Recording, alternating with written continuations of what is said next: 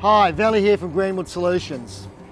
Cardboard boxes, components, on-site, in the weather, you're just asking for trouble.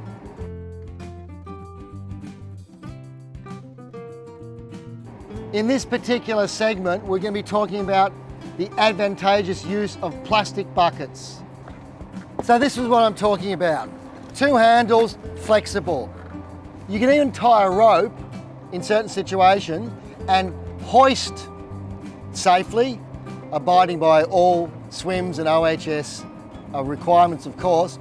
Hoist particular components up to different tiers if you're working on a multi-tiered roof situation.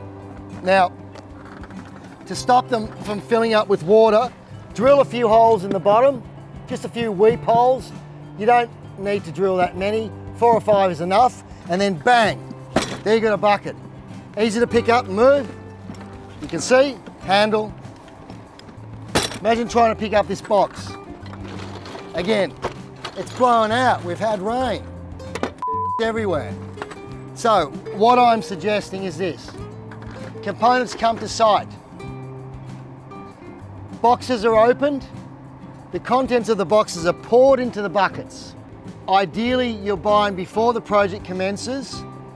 So buy multiple buckets, buy different colours. It's a good idea to buy different colours too, so for a quick visual representation of what goes on and what's actually contained in the bucket. Masking tape and a permanent marker. For example, bucket number 1 may be end clamps, 35mm for the northeast array. And that way, your side's a lot cleaner than this. Look at that, that's rubbish.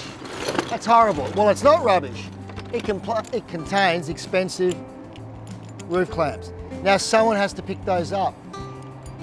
At the end of the day, with a commercial solar project, you don't only think about the workers' conditions and where they're working and the cleanliness of the site, you have to think of the stakeholder.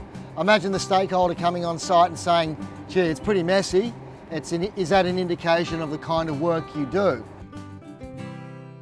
So one thing on these buckets, don't overload them. In this situation here, we've got galvanised bolts and screws, and this is for the cable tray.